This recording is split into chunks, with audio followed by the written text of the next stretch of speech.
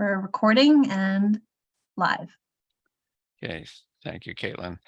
This is Glenn Richards speaking here. We're gonna wait a minute or so to officially call the meeting to order. A little extra time for people to join in. And I hope that delayed echo goes away sometime soon.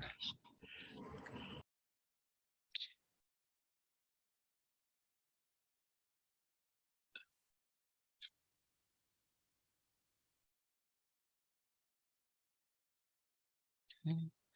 See, Bethany is here. I'm sure she's going to talk to us about the Museum of Old Newbury project. So that's good. We'll get to that shortly. So we're just waiting. Just for those who are waiting, I guess it's just, well, there's 2 attendees now. That's good. Dave is here. Good. Okay. We're just waiting for we legally need 4 commissioners to be here to have a valid meeting. So we're waiting for the 4th to join. Oh, and he just did. Excellent. Thank you, Biff. Okay. So with that, I will officially call this meeting. This is the meeting of the 26th of January of the Newburyport Historical Commission. Please be aware that this meeting, like all these virtual Zoom meetings, is being recorded. Do a quick roll call and let me make an adjustment here because we know we've got some absentees. So bear with me a second for a little housekeeping here. So Mr. Biff Baus, are you with us? Yes, I'm Yep, here. there you go. Okay, thank you. Christopher Fay, I'm here. you're there. Your audio is good. Thank you. Joe Morgan. Here. Okay, and we can hear you. Excellent. This is the chair, Glenn Richards, speaking. Okay, so Mark Sandron and Andrew Bernhardt are absent tonight. And there's also Caitlin Sullivan, Gretchen Joy taking minutes, and Andrew Port, I believe, is also on the call. Andrew, you going to be with us the whole time, do you think? I do anticipate being here for all and most of your meeting. Okay, oh, very good. Okay, so I don't think there's any public hearings tonight, so I can save a little time by going through all that rigmarole on how to participate in that. There are no demolition delay applications. The first order of business in the published agenda was the nomination and election of officers, that it's the chair and vice chair. But where we've got a couple of people absent, I would like to suggest that we postpone that to the next meeting. Does any commissioner object to that? Then if I had a gavel, I'd bang it. I'd say without objection, we will continue that matter to our next meeting. So Caitlin, we can make a note to move that to the next agenda. And who knows, it may even have to get moved to that later when we have another member, but we'll see. Hopefully people will be able to attend next time. The next meeting, just for the sake of pinning that down, we're the 26th here. I believe that would be February 9th. Does that sound correct, Caitlin? Yes, it does. Okay. Actually, hold on. Let me double check that. I think that's the 2nd Thursday in February. Just give me a moment. Sure, no problem.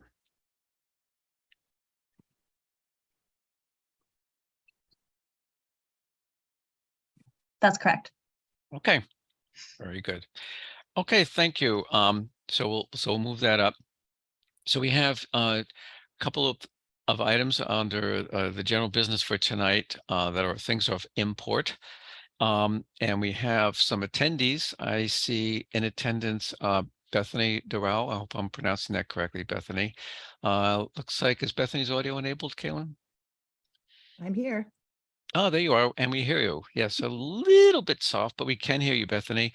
So you're going to present to us some information about your CP application regarding your planned art and research center. Is that correct? I am. Yes. Thank you so much for allowing me to be here. Am I supposed to be on camera or am I all set? You can. It's not a requirement. However you however you prefer. And we do have your and you can see the presentation, right?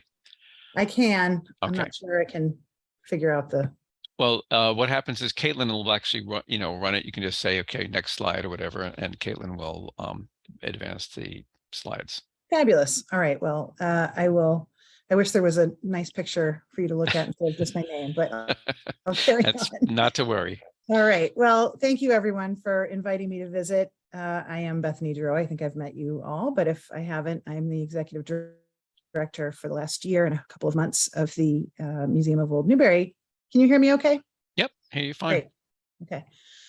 It's my pleasure to be here to ask for your support for the preservation and rehabilitation of the third floor of the 1808 Perkins Printing and Engraving Plant, which we refer to sort of colloquially as the Perkins Mint, to allow this building to function in its intended use as a collections resource for the Museum of Old Newbury. This enhanced storage will preserve our existing collections, which fit an allowable use of CPA funds for the preservation of real property, documents, and artifacts. I hope you will consider your support of this project as we pursue this funding, which we will then leverage to complete the remainder of the work with other donations. Next slide, please.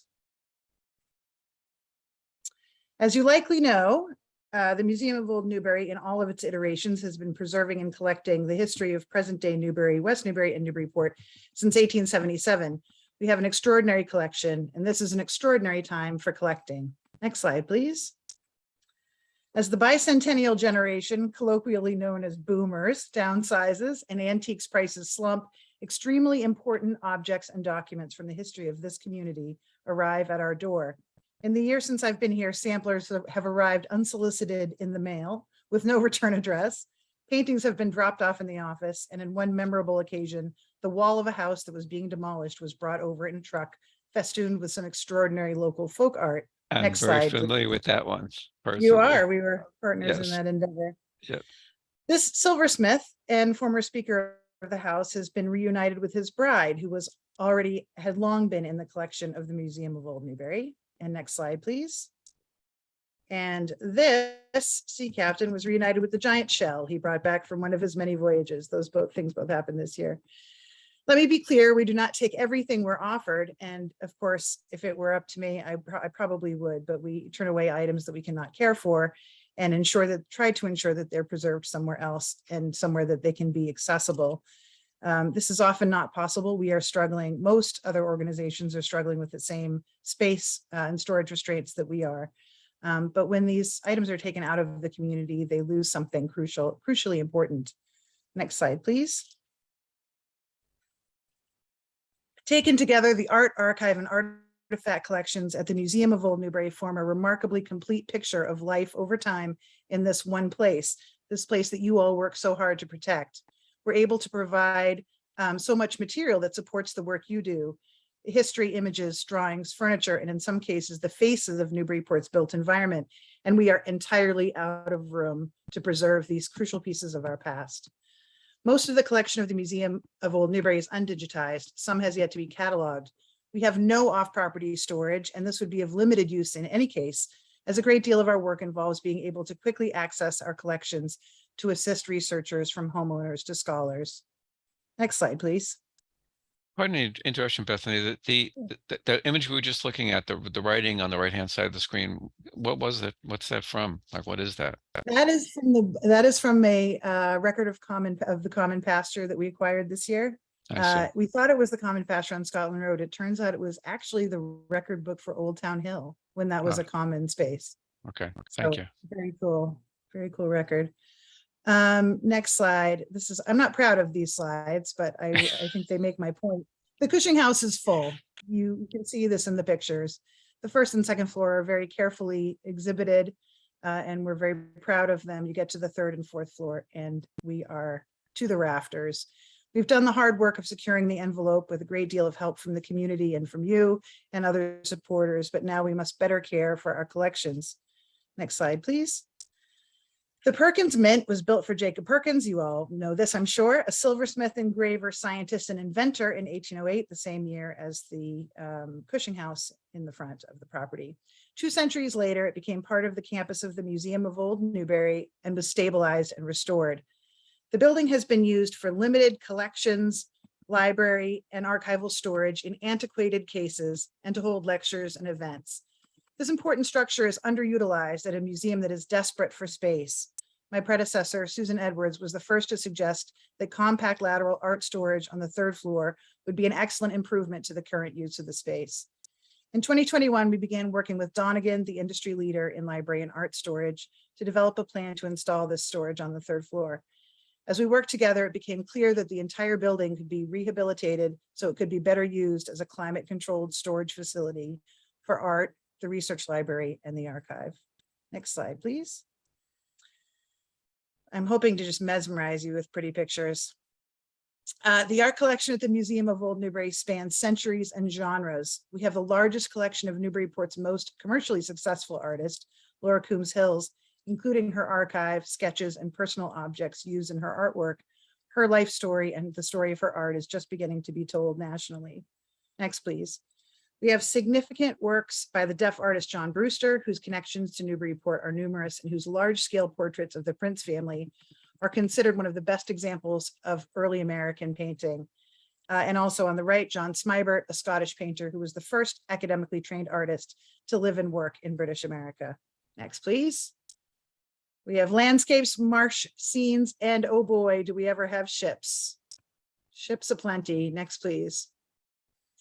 What's most compelling to me, however, are the faces of the people who lived and worked in this community. And because they are from here and generally identified, we know where and how they spent their lives. We can populate this city with the faces of its citizens over time. I'll grant you that this is not a cross-section of the city. These faces are generally white and privileged, but ordinary people saved to have their portraits done as well. Next, please.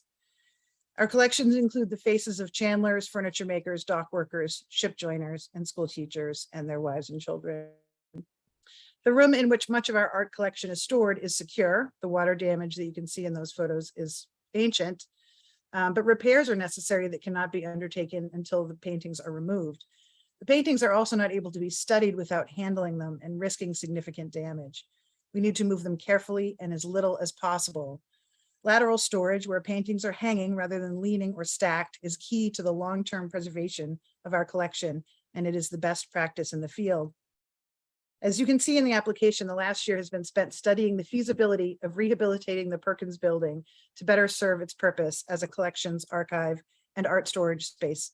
Engineering, security, and communications assessments have been completed, and an HVAC assessment is in process. This project includes badly needed preservation and rehabilitation of the building itself. Masonry must be stabilized, some stairs and floors reinforced, and others rebuilt, and the envelope secured. In addition, in its current form, the building is infrequently visited except for routine security checks. If it were able to be better utilized, it would be more secure and preservation issues would be noted and addressed more quickly. Buildings want to be used. The fine art collection consists of 248 paintings and portraits, totaling approximately 2,976 square feet, and numerous unframed works. The museum is only able to display about 1/3 of the framed paintings on the walls at a time. Next, please. The total square footage available for storage in the Perkins Art Storage Area is 3,360 square feet, leaving over 30% of capacity for future collections when you subtract the paintings that can be hung on the wall in the museum. An additional 180 square feet of flat storage will be available for unframed and oversized works on paper. Next slide, please. And that is the 3rd floor of the Perkins Mint.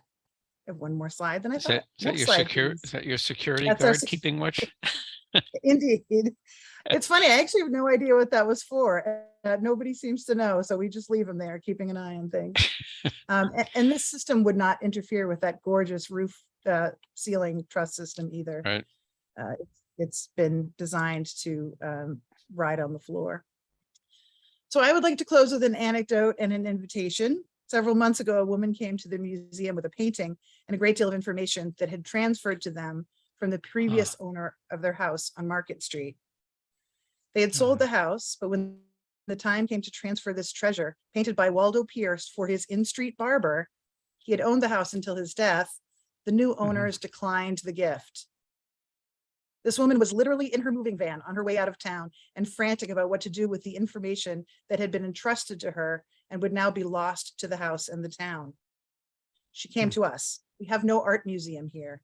The Custom House has storage challenges of its own, and this is not within their collecting purview. She could have sold it. It certainly has great monetary value, but she understood that it was not meant to leave this community. Mm. So now this work of art and all the rest of the collection is here, waiting for another homeowner, perhaps more invested in the house's history. I would love to show you all around. If you haven't been to the museum recently, I know I've seen several of you there.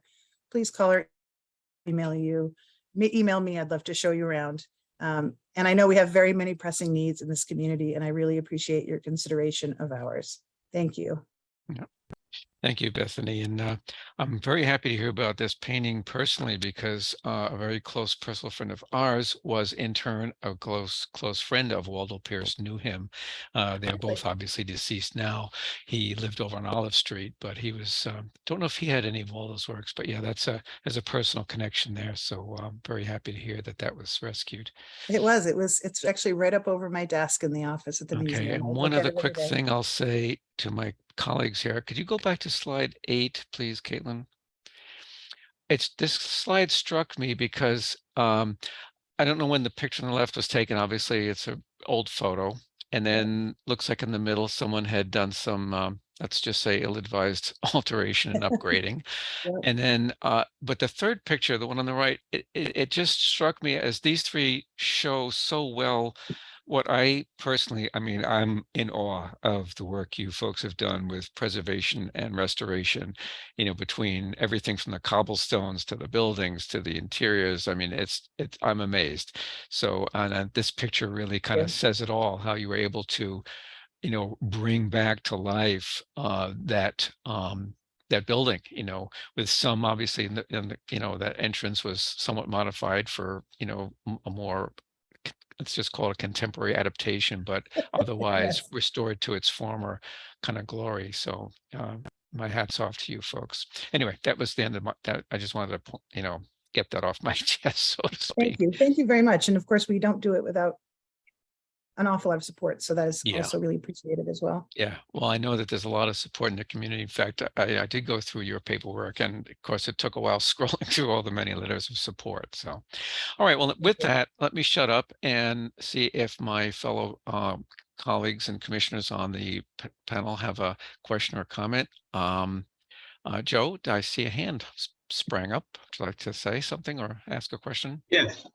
Yes, thank you, Chair. I would like to ask Bethany a question and then make a comment.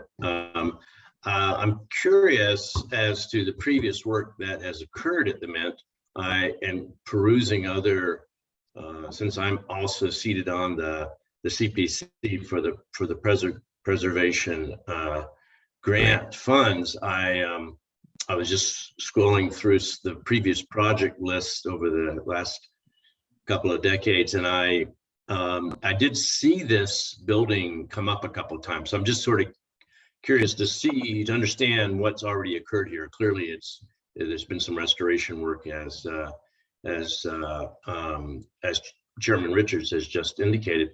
And then my comment is, in looking at the estimate of work of the cost estimate that you've compiled, it looks like the largest portion of the funds are for the compact storage, and then there's maybe half a dozen or so other tasks, such as structural reinforcement and security, et cetera.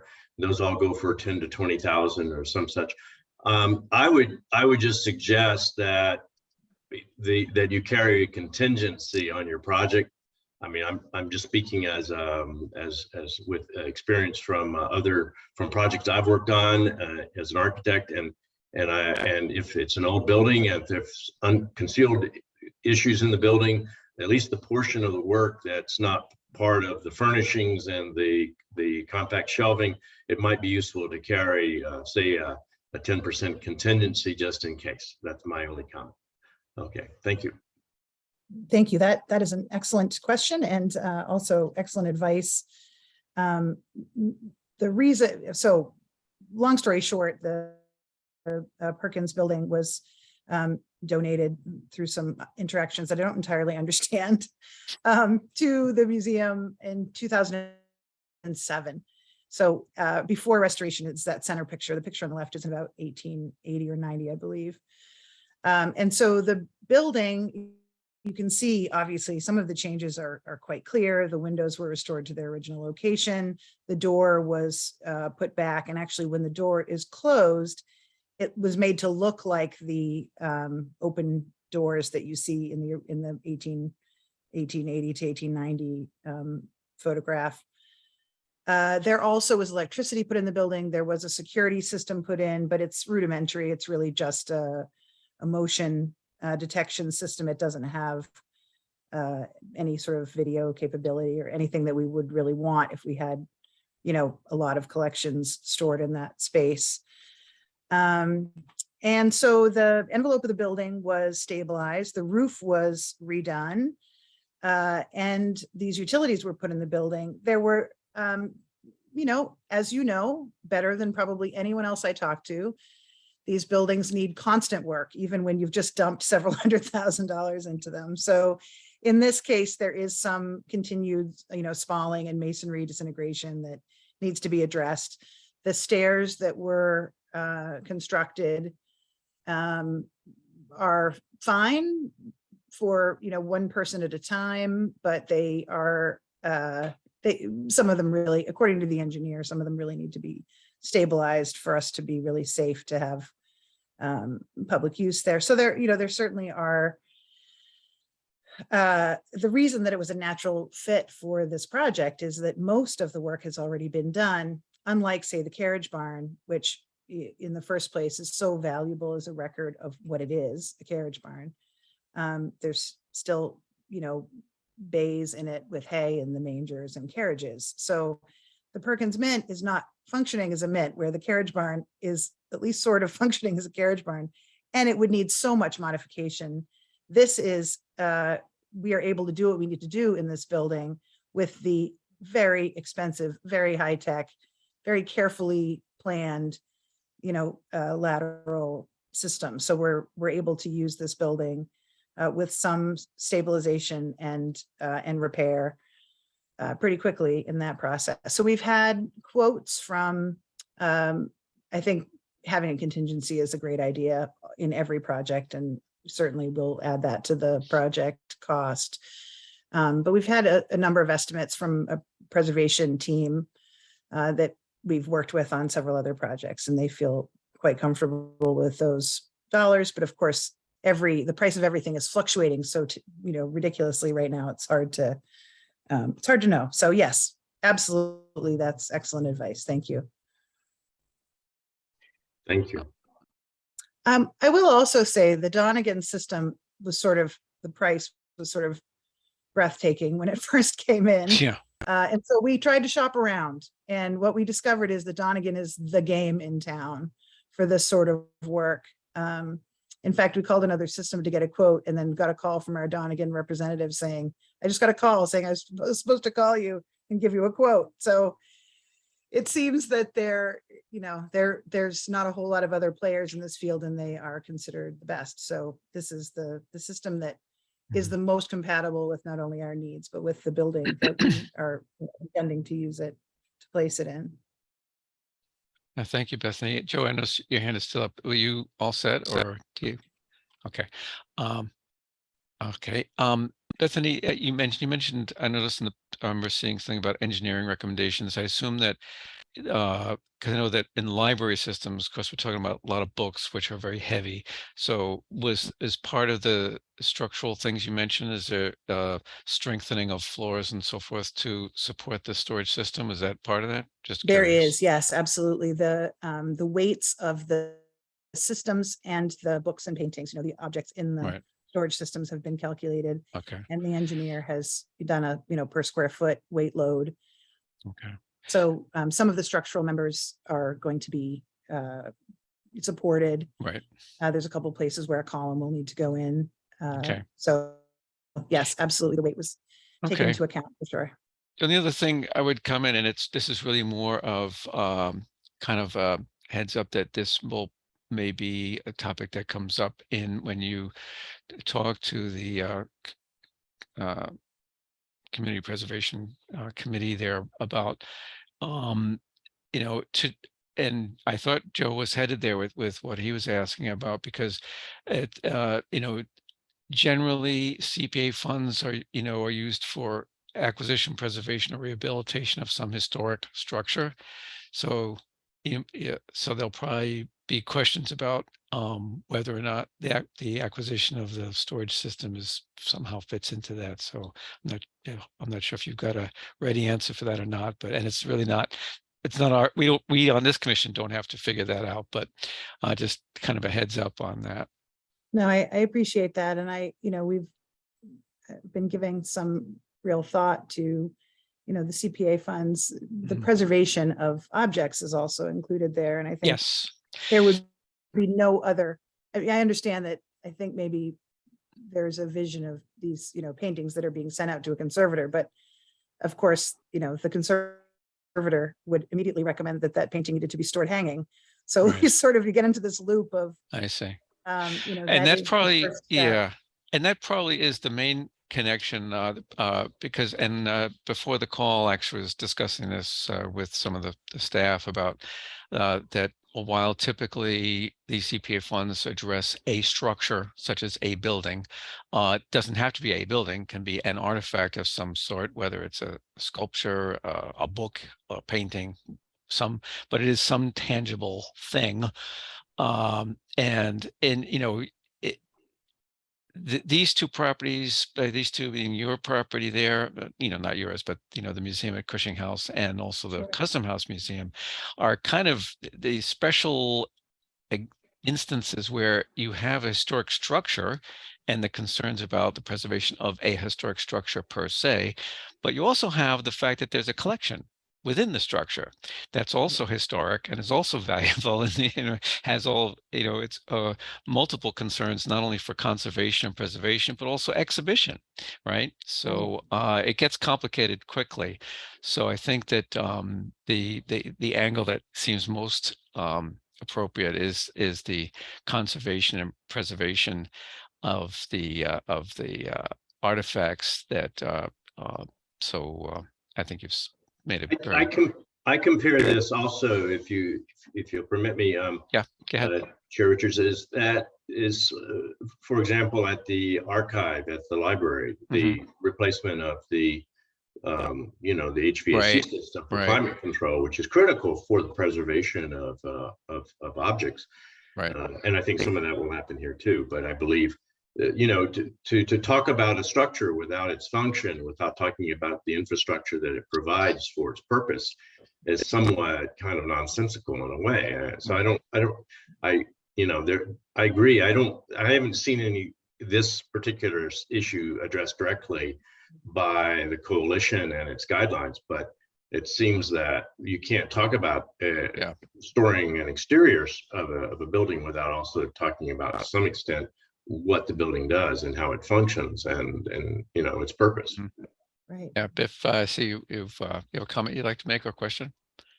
Yeah, just have a question about kind of the intent of the building, as far as is it just going to be intended to be storage for basically not for the public, or is it going to be any sort of kind of gallery to it, any kind of public involvement other than people doing research in the building?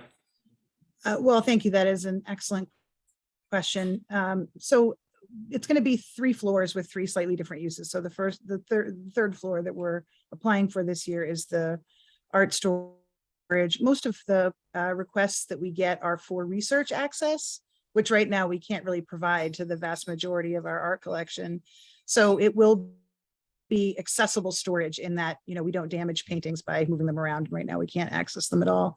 But that certainly will be visited by the public to the extent that it's appropriate. We'll probably have open houses that people can see this storage. Second floor will be a research library where people can come and do research and sit, but the archive room will be staffed on the first floor.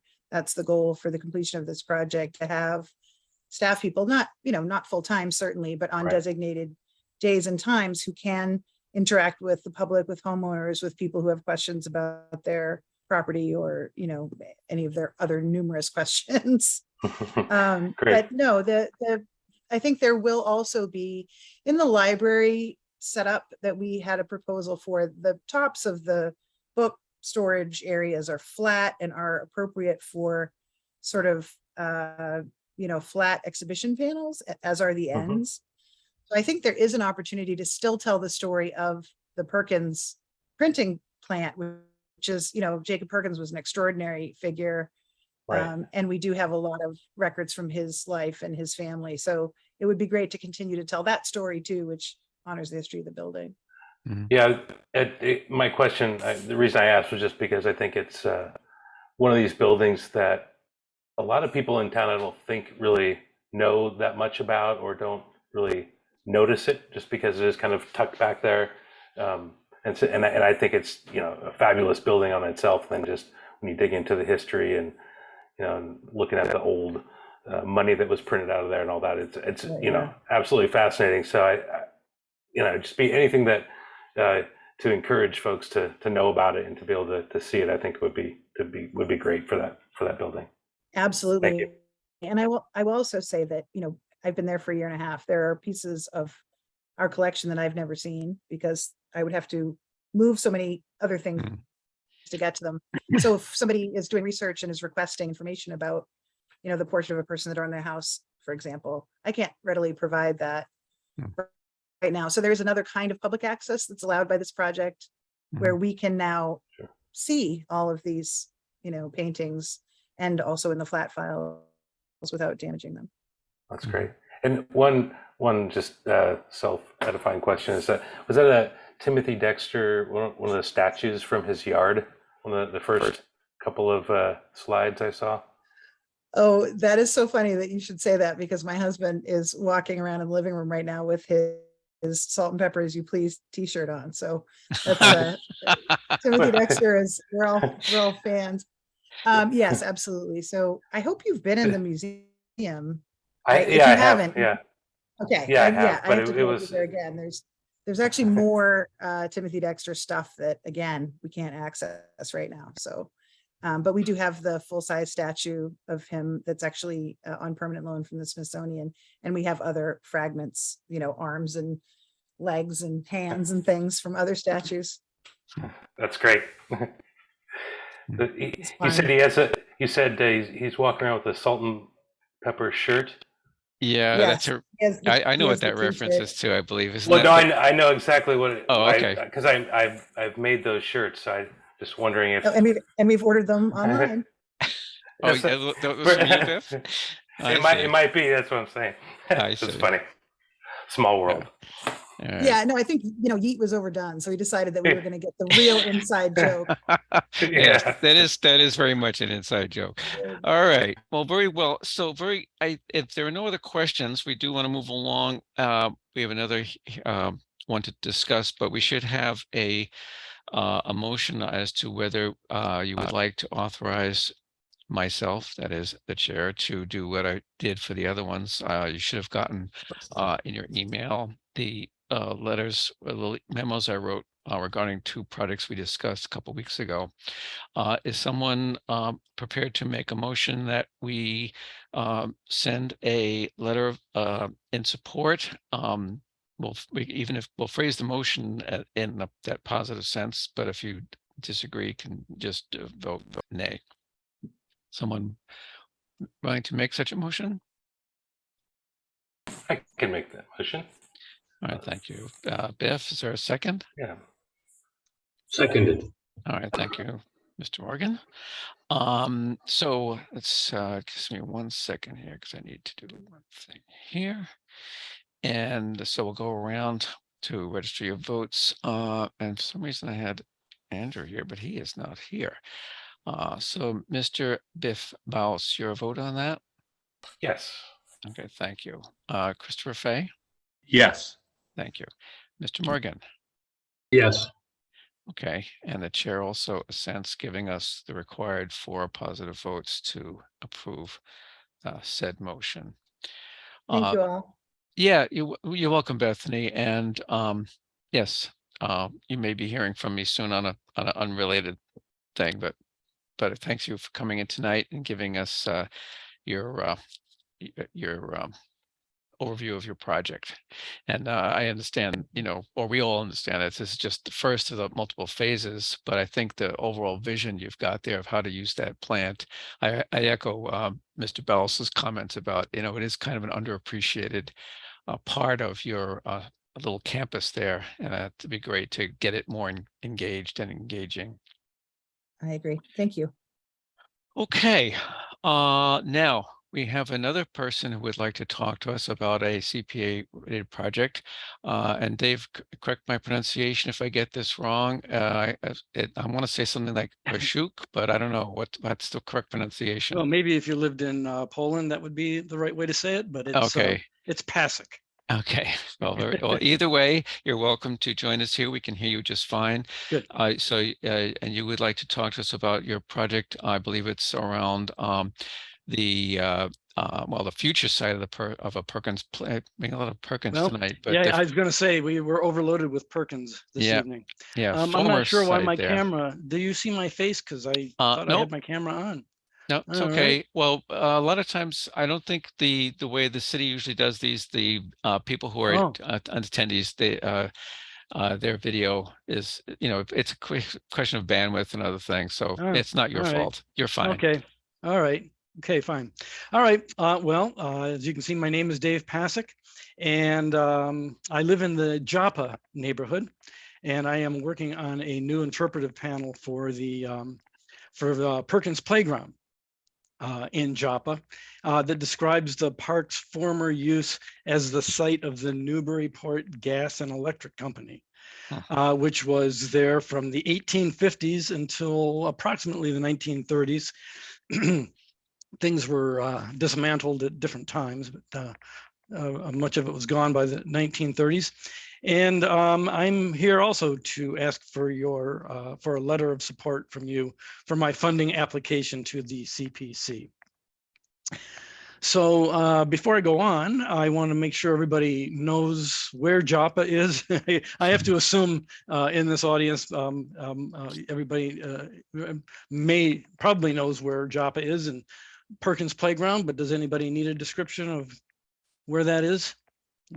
If you do, just say so, and feel free to interrupt me with questions along the way if you have any.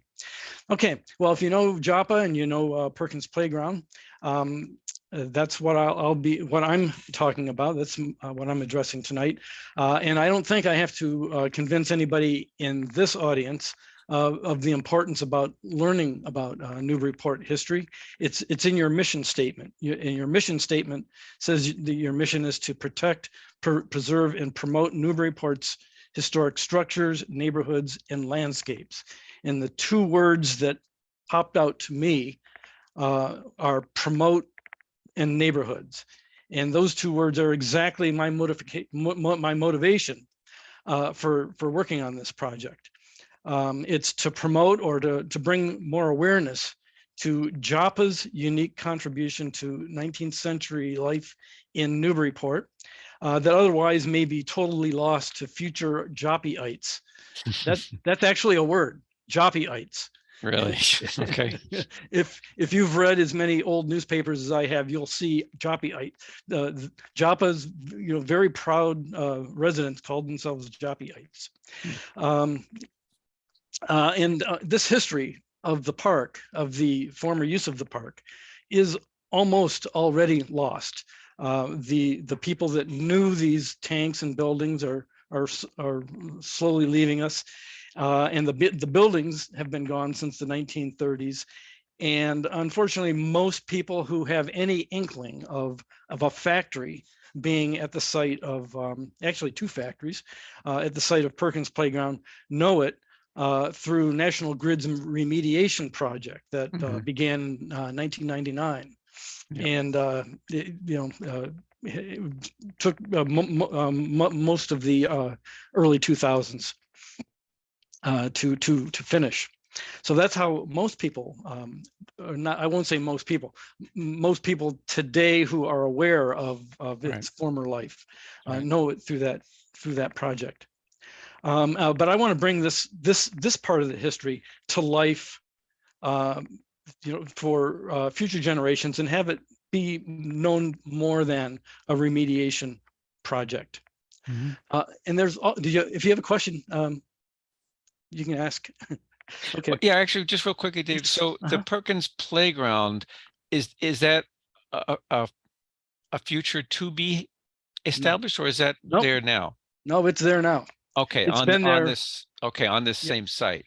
Mhm. Okay, yeah, and I totally understand what you're getting at. I've been in town long enough to remember when it was like this horrible brownfields, site that Oh, you couldn't go near because of the yeah. contamination, blah blah blah. Yep. So yes, I know that there's kind of a perhaps a glorious and a less glorious history to hear. So, but go ahead. I don't want to interrupt. Okay, so if you've been around long enough to be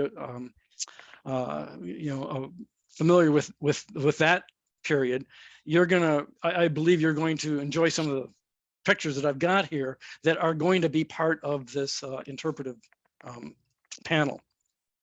And besides the things that I've already talked about, there's also the matter of concerning the namesake of the park Mhm. and the namesake of the ballpark.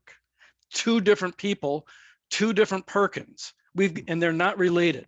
And they're not related to Bethany's Perkins either. Okay. There's just it's confusing, and people have it wrong. That is the history of the two namesakes. I'll talk about this in a minute, and I want that documented on this panel also, so that the history is correct. Mhm. So okay, so the name itself, the park, before we get to the pictures, the park itself is named for Edward G. Perkins, and he's a legendary city council president who served the city for 43 years and died in 1955. But his name is nowhere on the park, nowhere on any sign that I've ever seen attributes the name of the park to Edward G. Perkins. Mhm. Also, the baseball field down there is separately named for Sean Perkins. Some of us know Sean Perkins. I personally, I didn't know Sean Perkins, but some people on this call might know Sean Perkins. He was a baseball star at Newburyport High School.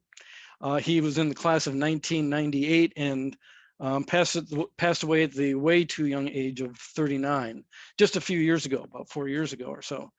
And there is a sign that commemorates Sean Perkins as the namesake of the ballpark. But people that are new to the neighborhood or just visiting the park or even live in the neighborhood don't know that the park is not named for Sean Perkins. He's definitely worthy of having the park named after him, but it's not correct. So I want to make sure that's all correct. Mhm. All right, before I go into the pictures, are there any questions for me? Okay, let's look at some of the things that the pictures I'm showing are going to be on the panel.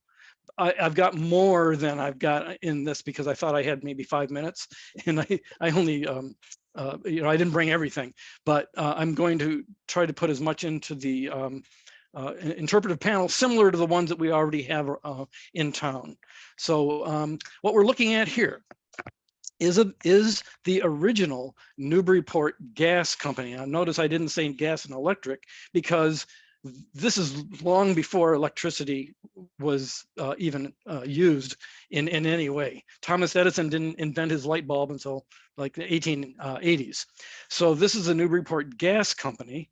This building was there from 1950, or rather 1852, and torn down in 1926. So now what we're looking at is this is taken from Union Street. You may have actually seen this picture before if you're on the Facebook, History Buffs page, or there's a few other places where this has been published. And what we're looking at is from Union Street at Flatiron Point, which is a point with Union and Water Street. Mhm. We're looking at the gas house is what this is called. And you can see at least 2 tanks and possibly a third. Some maps have two tanks and some have 3, which is where that gas was made. And the gas was used to light the lamps downtown, the street lamps. At that time, most of the time that this was the gas plant, the lights, the street lights downtown were the main use of that. Some businesses had gas lamps in them. Not very many houses. It would be, your more well-to-do people had, lamps that would be lit by this gas in their homes. So this stood here facing Union Street until 1926, when this just simply was out of date, wasn't needed anymore. Caitlin, can you go to the next picture? Okay, now, unless you're Bethany, you probably have not seen this picture. I think I got this from, I will credit everything correctly, but I believe I got this one from the museum, and it has not been published anywhere that I've seen. This is the electric dynamo plant, and this faces Beacon Avenue.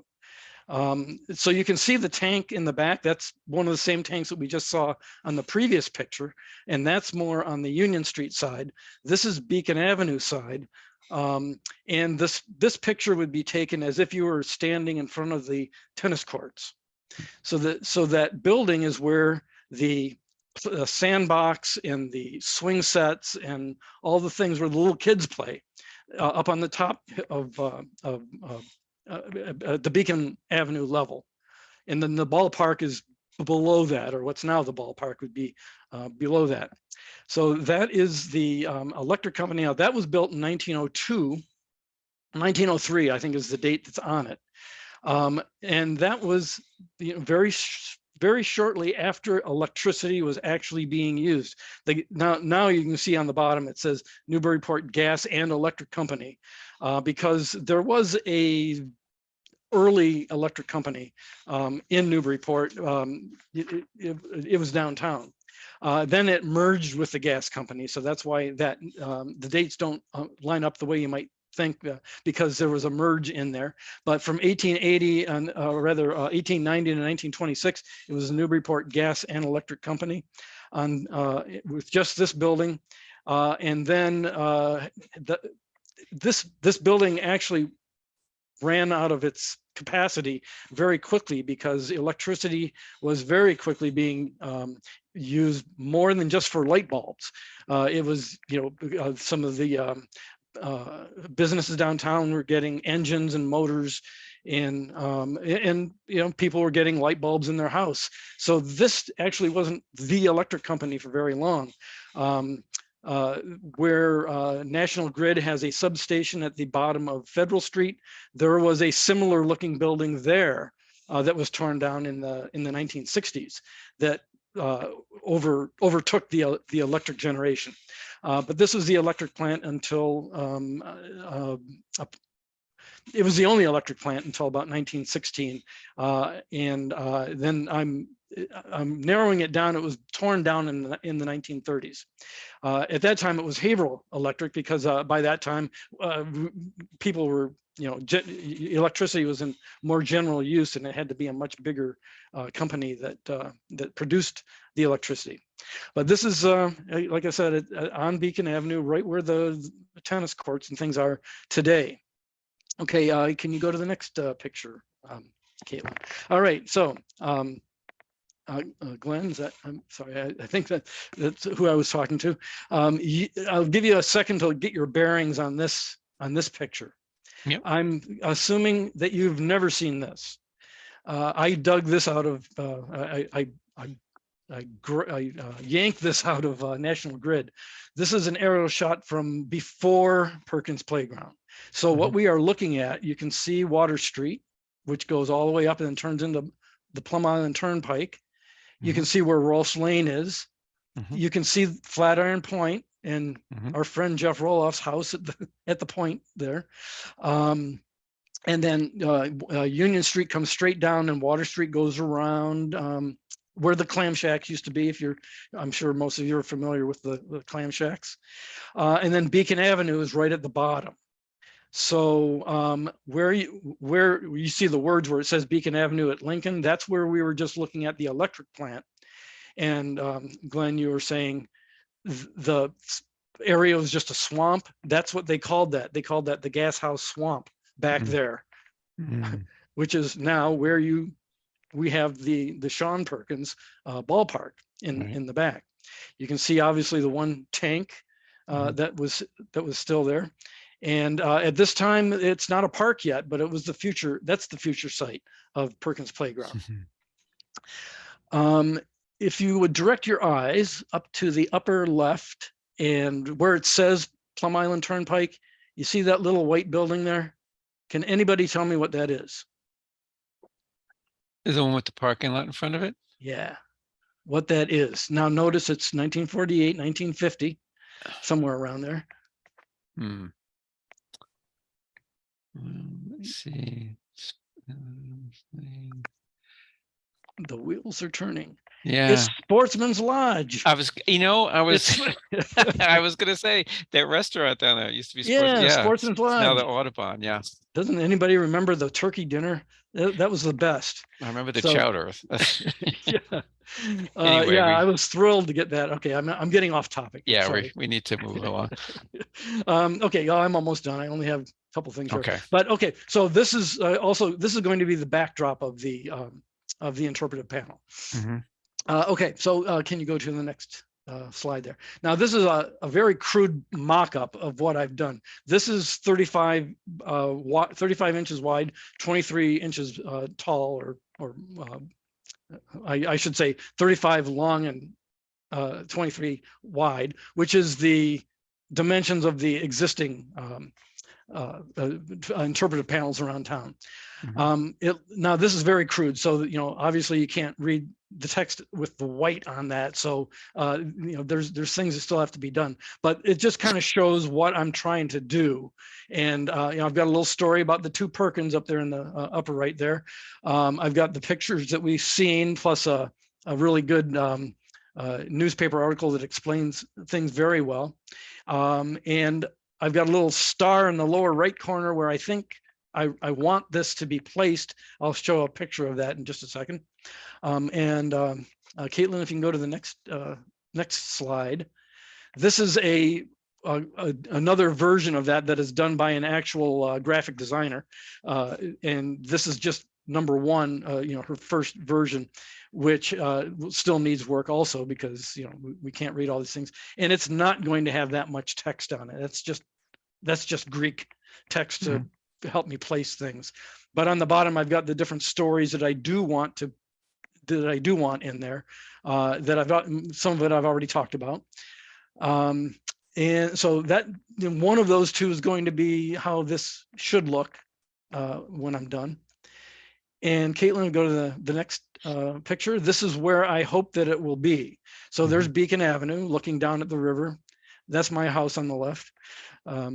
The tennis courts there, and I would like to have I'd like to have it right there. I have already spoken to Mike Hennessy and National Grid, and National Grid has some rules about how you can dig around there, but Mike Hennessy believes that this is a good spot. So that's the proposed place for it.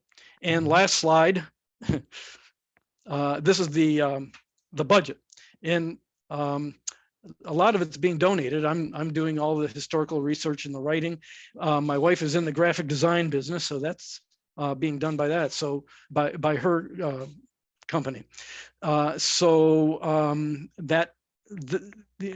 at the most there'd be that estimate of an extra money for the graphic design, and I already have the sign itself, the sign and the installation quoted, but it'll be more than 6 months by the time this is done. So I just built in an extra little buffer there. So that's it. And I'd really like this panel to be, affect people the way I'm affected when I see these around town. I'm always educated. I'm fascinated by them. And I almost always, I shouldn't say always, I always walk away saying, I didn't know that. And I would like the people in Joppa to read this and say, I didn't know that. So thank you. Thank you for your time. Are there any questions? Yeah, thank you very much, Dave. Let me turn to my crew here. Does anyone have a question for Dave? Glenn, I have a sort of question comment, and I was hoping I could see what the remediation. I'd like to know what the panel is going to say about remediation, and I'll explain a little bit why I appreciate, this is nothing personal with you. I appreciate the thing. I think these are important, but I'm having a tough time personally, and I'll explain why. So I used to live on Marlborough Street and would walk my two small children down to the playground. So when I moved to Marlborough Street in 1994, it was already a playground. I don't know how long, I didn't realize how long it had been a playground. And so my kids played there for years, and then it was shut down. Yeah. Yeah. And so I'm actually, excuse me if I can't really control my emotions here, because I'm actually physically shaking right now. So, and it was shut down. There was some explanation, if I recall. National Grid took the responsibility for it. I believe Ed Mullen used to live on the edge there. Yeah. Yes. And his house is completely gone now. Correct. Yep. So I'm having a tough time with this personally, like I said, and if I don't want you to interpret this as a personal attack, but I don't know what you plan on saying, but I also, I'm trying to think of how to say this, like, It sounds like the city let people build a playground there, and National Grid had to shut it down. But for people whose kids played there, including mine, we didn't know that. Yeah. Right. I don't think, and so I'm struggling with this, like, will we tell, because history is messy, right? And sometimes we don't want to tell the whole story. And I don't know, God forbid something ends up, my kids are in their 20s now, but I want to say in the summertime, we were there on a regular basis. So you can imagine quite the shock to parents in that neighborhood when they found out that it was a potentially dangerous place, to the point where it had to be shut down. Right. Right. Before it was even a playground, it was even worse than that, where kids that grew up in the 20s and 30s and 40s played. And yes, there have been health problems that people suspect were from playing in that park. Now, I do believe that National Grid inherited this issue, and I'm still writing that, so I don't have the words that I'm going to write yet. But I am in contact with National Grid, who gave me that great picture, and they do want to review what's being written. I don't know the angle that I will take, but I don't want to. I want to be transparent in it. I want people to understand what was done. I want people to understand that it's. I do want people to understand that it's safe now, and I think that National Grid did a good job, did a heroic job of cleaning it up. I don't know if you've ever read the reports that they did, but they dug down many feet and put clean on top, and it took several years and more than one phase to get it all done. So I kind of feel the same way when I think about what am I going to say about that. I don't want people to be uncomfortable. There's going to be people that never even knew that was done, that the remediation was done. So maybe I could, I can have you be a reviewer on it to, make sure it says what you think should be said. I wouldn't mind having you do that, having you review it. Yeah, just so you know, Dave, Chris is as a teacher. Do you teach history, Chris? Yes, I do. Yeah. Okay, good. So, that's actually not a bad idea. Mhm. I'll offer my own unsolicited opinion, and that this, Bethany ran into similar situations, or a similar situation with the Cushing house, in that, not everything in Cushing's personal history and business history Yeah. was, perfectly what we would consider on the up and up today, involving, Yeah. whether it was either slave trading or whatever. I don't remember the details, so I don't want to go off incorrectly there. But in any event, so we're a lot of people are dealing with this. I personally think Mhm. that you can I think it's important to include that information, Mhm. and you can do Yeah. it without demonizing either side, so to speak. Yeah. But mistakes clearly were made. Sometimes they were made out of carelessness. Sometimes people just didn't realize. Or I'm sure ignorance, really. Marie Curie didn't intentionally poison herself with radium. She just didn't know, right? And Yeah, I guess I just want to, and I understand the comparisons, but this was in the late 90s, early Yeah. 2000s. Yeah.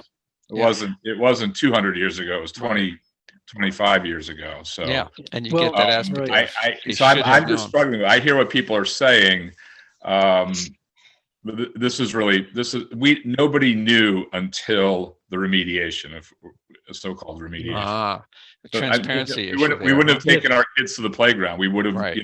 the Yeah. playground would have been shut down, and I don't even know how it came about. And I appreciate the old pictures, and I appreciate, Mhm. once I found out what it was, I did have a moment of, well, that's kind of interesting, until you realize that Yeah, right. Your kids were there. there's hazardous materials. We all have those situations. We live in old homes. There's lead Yes. paint here. There's this and that. Yep. Yep. There's always that, like, well, we didn't know type of thing. I guess my issue is, Yeah. We all know. you can make a choice if you know there's lead paint in your home, whether or not to live in that home. We didn't know. So we didn't have a Right. choice. We just thought it was a Right. playground that you could walk to in the sandbox. Yes. Right. History isn't always convenient in the city. I don't think, Right. I don't think the city probably, I don't know that the city knew anything about it until it was, the remediation came up. Yeah, well, So, yeah. I guess I don't somebody's know. supposed to know that, and I'm sure those people are gone now.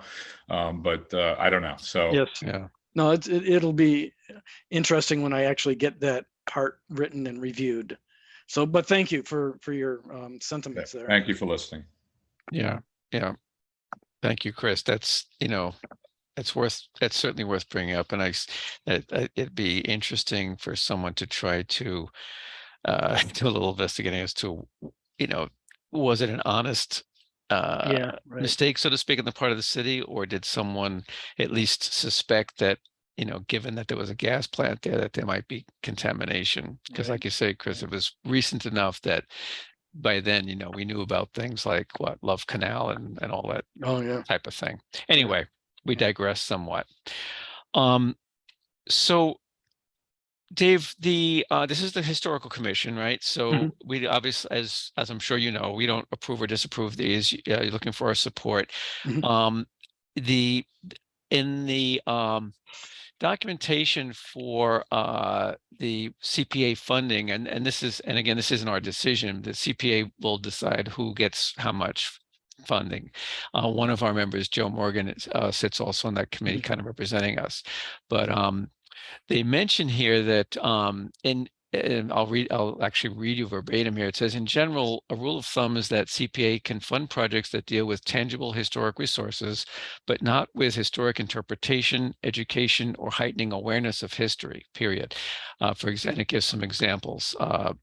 Using CPA funds to hire a videographer to film oral histories, blah, blah, blah, would not be allowed, and so on. So I just wanted to be aware of that. Again, it's not our call, but Mhm. that will probably come up, I would think, in a project of this sort, because they're probably gonna say, well, you're not actually restoring or preserving or acquiring or rehabilitating, you're more doing an education thing. Not to say that it's not a valuable thing to do. Obviously, as you mentioned, and at the outset, part of our mission is that kind of awareness, but the whole CPA thing is a little bit different. So I just wanted you to be aware of that if you were not already. Okay, now you have a good understanding of that. Is it different than the panels that the CPA has been involved with? That's a really already? good question. Probably not very significantly. So that'll be for Chairman Doucette and that committee to figure out, okay, where we've seemed to have either this commission or the committee, but not the historical commission, the CPA, the CPC, I should say, has funded very similar things in the past. So I'm not sure exactly how that's gonna work out, but it's just an FYI. Okay, good. Thanks for the heads up. Yep. Well, this is so what do you think? I mean, especially you, Chris, is the installation of some sort of interpretive panel something that you feel you could support, or that you think the historical commission should support, or do you think it'd make more sense if we were kind of neutral on something like this? No, I think the historical panels are important. I think that they're interesting. I think that the ones that I've seen down along the rail trails, I think try to tell a complete story. The one that just jumps into my mind is how many people died building the railroad. Yeah, I was just going to say the same thing. Yes, because it tells a complete story, and it doesn't. We're, as a history teacher, we try really hard nowadays not to just whitewash everything, and we get ourselves in a little bit of trouble because we don't tell as a colleague of mine who's a National Teacher of the Year, a winner, says that we don't try to tell the Disney World version of history. Yeah. Anyway, so and maybe not to get political, but governors of Florida and other places don't particularly care for that. Yeah, right. Yeah. So I don't know. I don't want to be a censor or an editor or anything like that. I just, like I said, I'm having like a real visceral reaction right now, so it may not be the time to have to be. Yeah, well, you can be a reviewer. Yeah, that's coming through, Chris, and we appreciate that. So we certainly appreciate your perspective on this. I haven't thought about this in many years, so it's sort of But I guess to I don't think that if we're going to take a vote, I think I would sit this one out, and I know that creates problems numbers wise. I think it's an important thing. I don't want to have it so it's the evil big business, but I want something that indicate that I mean I don't know. As a teacher, tennis courts are one thing, playgrounds are another. Small children, Yeah. So, Joe, did you want to make a comment? Yeah, I'm more concerned about really, is it an eligible project on the technical side? There clearly have been precedents already set. I can think of the Garrison panels, and then the new panels that are going up for the Black community in I think it's called Guineatown. But those just seem so obviously to qualify as historical, part of the historical infrastructure of our town. To indicate those. It's, even though we're not actually spending bricks and mortar money, they seem so important that I don't think anyone has questioned them. But now the idea of an interpretive panel is coming under question, and I think rightly so. It's a technicality that I guess needs to be addressed, but I don't know exactly what words to present to the CPC on this if there's discussion about it. I think we have to make a decision here whether it does qualify for CPC funds. In other words, does it fall into the category of a bricks and mortar project?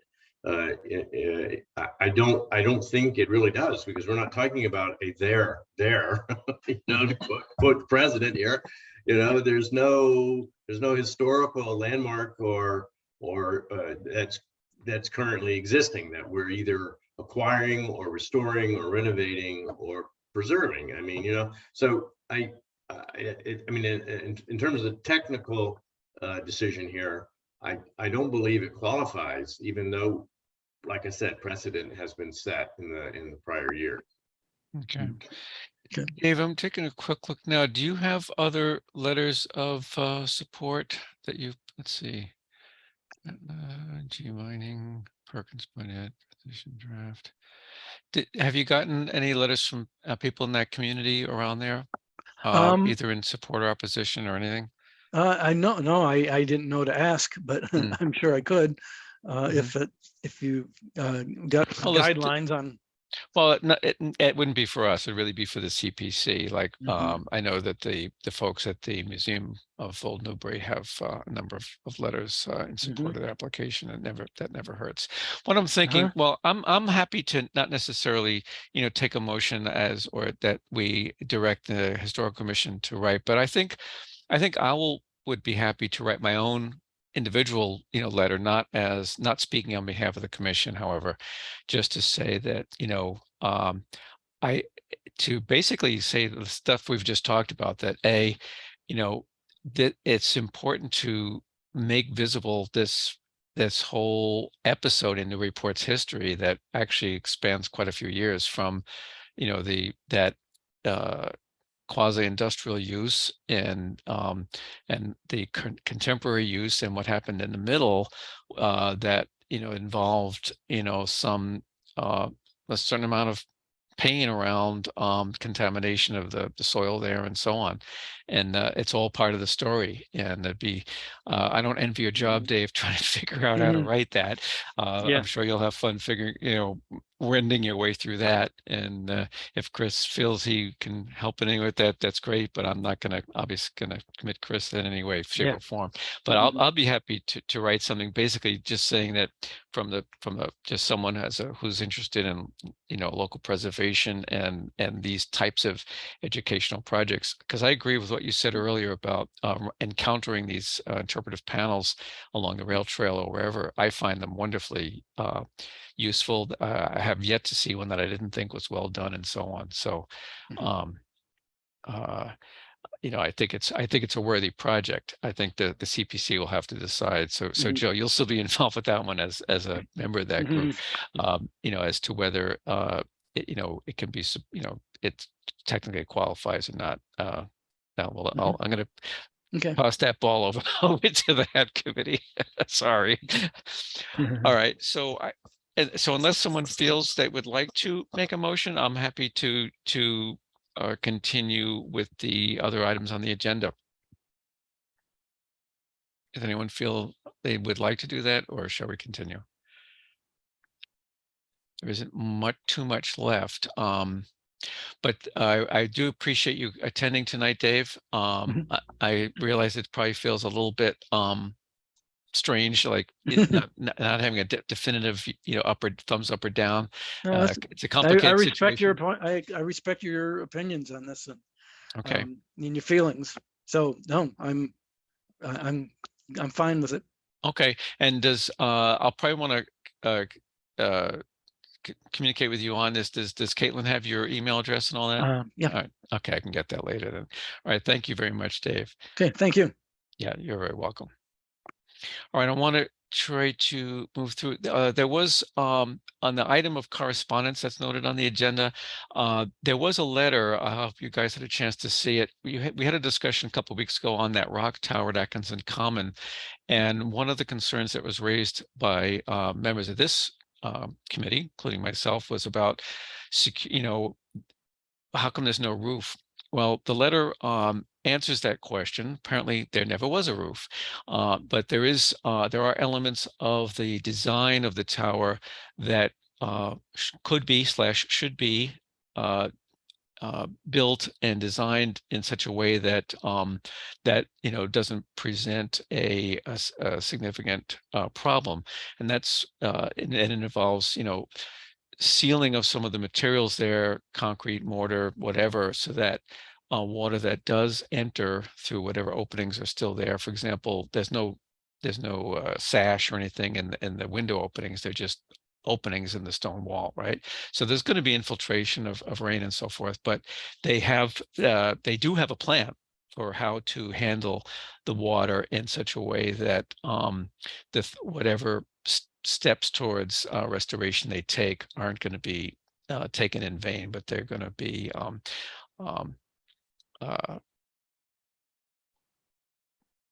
that the overall plan it takes all that, weather proofing and so to speak into account. So I'm not stating it very well, but hopefully you've seen that letter. I felt it went a long way towards resolving some of my concerns about their plan to conserve the tower.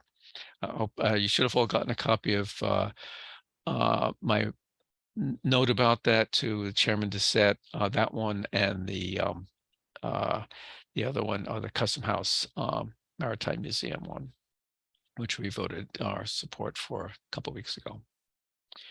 Any questions on that, or can I move on? Just looking at my panel here, can actually see everyone, I think. So I lost connection, so I had to go back out. Okay. Can I just ask how, because I lost in the middle of the conversation about the park or the. So you didn't hear the last. Okay. How was resolved? How did you just leave it? I'm just curious. Yes. Well, we didn't take a motion on support and non-support as a commission. I told Dave and that my intention is to just write a letter from speaking for myself, not speaking on behalf of the Historical Commission, saying that I love these interpretive panels and I think these are a good idea, but we basically, the ball is in the CPC's court as to whether technically it qualifies and so forth.